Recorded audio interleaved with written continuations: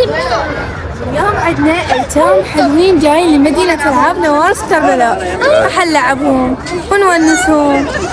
بارك الله فيك، موفقين. يلا راح تلعبيهم لعبة النحلة. زين، انت ليش تلعبين الايتام؟ أنا بدي نفرحهم. بس رب العالمين شنو يرضى علينا ولا لا؟ طبعا.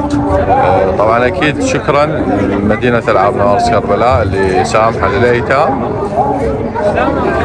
الدخول يلعبون بالمدينة مجانا، مو صح؟ ايه.